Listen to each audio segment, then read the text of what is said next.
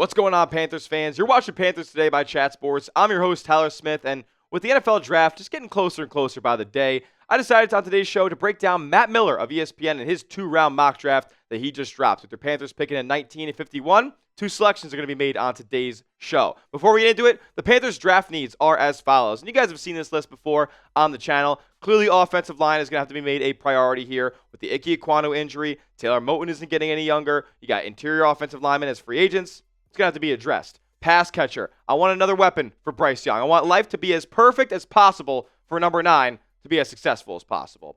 Edge rusher. Panthers had one of the worst pass rushers in the league, especially of playoff teams. And the way you win playoff games is having a pass rush and getting to the quarterback. Got to get some edge. Linebacker. Off-ball backer is also one of the worst units on this Panthers team. I expect them to go after it in free agency. I expect them to attack it in the draft as well. And then safety. I know a lot of Panthers fans aren't big fans of Nick Cross, so I know that's a position of need on the back end as well. Morig, though, I'm a big fan of his. Prove it, though, in the comments or down below. If you want the Panthers to draft an absolute beast at pick 19, do one thing for me. Hit the like button. Takes 2 seconds, totally free. Just tap, tap, tap-a-roo on that thumbs-up icon. With the 19th pick in the NFL Draft, Matt Miller of ESPN selects Olaivavega Ioane. Yes, I nailed the pronunciation. Vega Ioane is going to be coming to the Carolina Panthers here in Matt Miller's mock draft. The interior offensive lineman, an absolute mauler at the guard position out of Penn State. Here's what Miller said on him. The Panthers took a huge jump in 2025, winning the NFC South and seeing more glimpses of quarterback Bryce Young playing up to his former number 1 overall pick status. With the Panthers set to pick up Young's 5th-year option, they can use this pick to continue to build around him and give him support. Ioane is the best interior lineman in the class, with elite power in the run game and patience in pass protection. The savvy left guard allowed just 2 pressures and no sacks in 11 games last season. Teams looking for a power anchor in the passing game will love what Ioane brings. He's a starter from day one and boasts Pro Bowl talent. What is he, Shedeur Sanders or something like that? All right, I don't know about that. But Ioane is an absolute mauler. He's 330 pounds. He's a big boy. And look, a big priority for this Panthers offseason is going to be the offensive line. Like I mentioned, when you have Keith Abney injured for next season, you got Taylor Moton getting older, and then you got this list of free agents on the books. I mean, Cade Mazer's starting center. Austin Corbett played a ton of time this season. Yosh Neiman is your swing tackle. Brady Christensen played a little bit, and so did Jake Curhan. So, you're losing a lot of guys this offseason. I don't anticipate them bringing all 5 of these guys back. So they got to address it.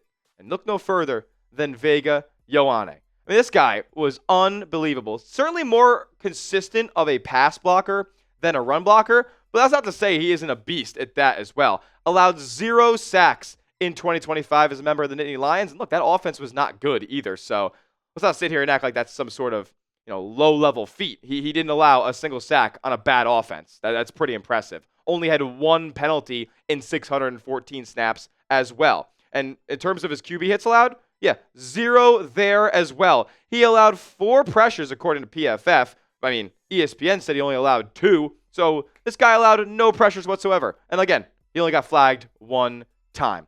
That 4 pressures that he had allowed last year was a pressure rate of 1.4%. He doesn't allow people to hit his quarterback. And that's all I'm looking for in drafting offensive linemen. Keep Bryce Young protected. And this guy's got a ton of experience as well. He had 614 snaps last year, over 2,300 snaps in his entire collegiate career. Yeah, I'm looking for that level of experience that's able to plug and play and start right away if I'm drafting a guard at pick 19. As far as some pros of Ioane here, saying he's got heavy hands and strong grip strength. He's not letting guys get off his spot and get past him on pass rushes. He's got jarring power in his hips and hands. Like, he literally delivers jolts on contact. He moves guys off of their spot. I mean, he's 6'3", 330 pounds. He's an absolute mauler out there. He always plays on the plus side of the line of scrimmage as well. He's not getting pushed behind him, and he does a decent enough job at getting to the second level, but that is something that we see his slow nature kind of trip him up in from time to time. Because some of his cons, he's a good, not great or elite athlete by any means. You could see that with his unofficial 40-yard dash time of 5.35 seconds. He's a slow boy out there. Sometimes and due to that speed and lack of lateral quickness from time to time, he struggles to recover sometimes in pass protection. So if he's going to get beat, he'll usually get beat, but that doesn't happen too often with him. His hand timing also remains a little bit inconsistent, so sometimes he gets bull rushed a little bit on some running plays, but I don't think any of these cons are too damning for the guy. If any, they're all minor, if anything. But what I will say about this guy, I don't know how he's 330 pounds. Look at him. He's jacked.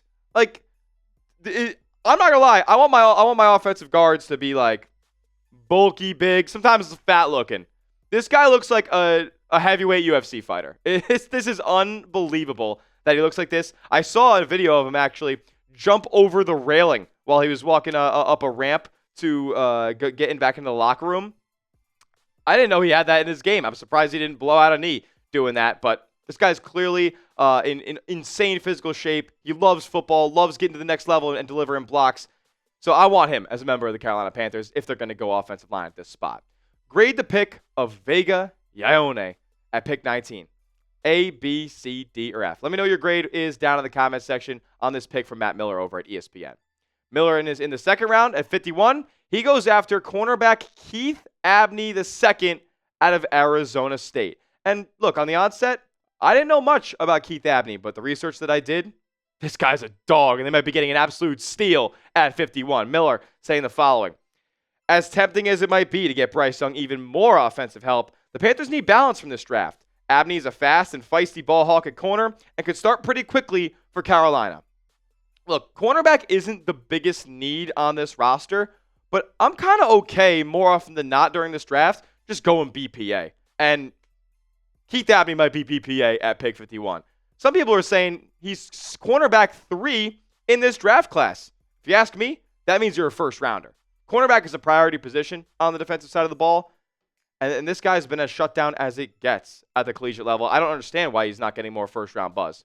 44 tackles in 2025 in just 12 games played. I had a tackle for loss. He's an elite tackler, guys. Like, he does not miss him out there. He also had 14 pass breakups, 2 interceptions. Does that seriously say 10 sacks? I hope that's not a typo. If it's not, I mean, that is utterly ridiculous. I didn't even know that he had 10 sacks in 2025. Forced fumbles, he had 2. He had a fumble recovery. This guy just makes plays at the end of the day. And in terms of him in coverage, I mean, he didn't allow any touchdowns.